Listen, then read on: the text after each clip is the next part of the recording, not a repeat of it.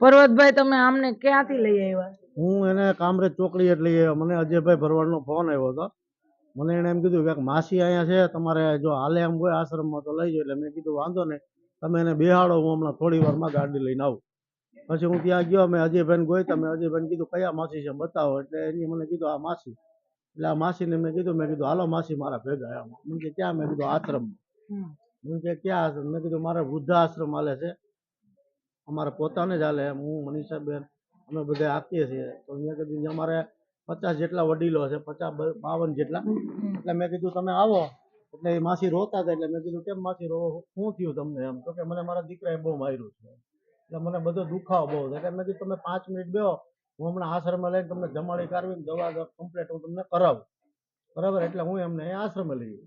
માસી, તમે કામરેજ 4 રસ્તે કઈ રીતે પહોંચ્યા? રિક્ષામાં. તમારે પરિવારમાં કોણ કોણ છે? પરિવારમાં એક છોકરો છે ને એક છોકરી છે. છોકરો ને છોકરી. તમારા હસબન્ડ છે? નહીં, ઘરવાળા છે? નહીં, એ તો બહુ પહેલા ઓફ થઈ ગયેલા. ઓફ થઈ ગયેલા એમ. તો તમે કામરેજ શું કામે આવ્યા રહેવા માટે રોડ ઉપર? દેરોડ ગામમાંથી હું છોકરાએ મારી એટલે હું શુભ નંદીમાં આપી રહી. પછી શુભ નંદીએથી રિક્ષામાં બેસી ગઈ એટલે છોકરો મને બેહાર લાવ્યો. 15 રૂપિયા. છોકરો શું કામે તમને મારે છે? છોકરો રિંગ કરે છે, દારૂ પીવે છે હા એમ? હા. બરાબર. તમને ક્યાં ક્યાં મારેલું છે? તો દર્શક મિત્રો, તમે જોઈ શકો છો કે બાને જો કેવી રીતે મારેલા છે. અને જો એટલે આજે એમના દીકરાએ મારીને બાને બહાર કાઢી મેલેલા છે. તો અમે આવા નિરાધાર મા બાપને લાવીએ છીએ. તો આવી રીતે કોઈ પણ ને પડે આમ રોડે રખડતા જોવો વ્યવસ્થિત હોય મા બાપ, તો અમને કોલ કરજો અને અમે એમને લઈ જશું. અને મારો નંબર નીચે આપશું, પર્વતભાઈનો ને મારો. અને આજે અમારે જે ઓલું આશ્રમ બનાવીએ છીએ ને, એમના માટે મારે ખાસ વિનંતી દર્શક મિત્રો તમને કરવાની છે કે એ આશ્રમમાં હજી સુધી મને એટલો રિસ્પોન્સ નથી મળ્યો કોઈ પણ. મારે આવા નિરાધાર મા બાપને આજે 50 છે, કાલે 100 પણ થશે ને 200 પણ, એટલા 500 લોકો સુધી સાચવવાની મારી તમન્ના. તો જો તમે મને સપોર્ટ આપશો ને તો હું 500 લોકોને નહીં, 1000 લોકોને સાથ સહકાર આપી શકીશ. કારણ કે આજના જમાનામાં સોશિયલ મીડિયામાં જે સપોર્ટ મળશે ને એટલો મને ક્યાંય નહીં મળે.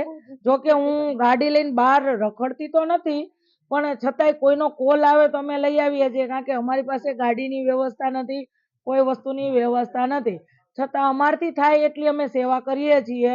તો દર્શક મિત્રો, અમને આ રીલ્સને એટલી બધી શેર કરજો, ફોલો કરજો, સબસ્ક્રાઈબર કરજો કે જેથી ખૂણે ખૂણે અમારા આશ્રમનું નામ જાય.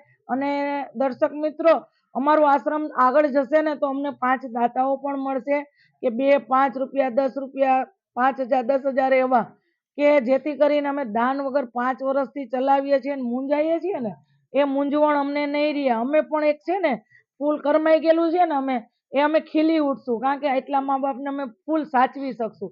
તો દર્શક મિત્રો, ધન્યવાદ. જય શ્રી કૃષ્ણ. કાંઈ બોલાઈ ગયું હોય તો બેન અને દીકરી ગણીને માફ કરજો. કારણ કે એટલો બધો મને રીલ્સ બનાવવામાં કોઈ અનુભવ નથી, હજી મેં સ્ટાર્ટ કર્યું છે. જય શ્રી કૃષ્ણ.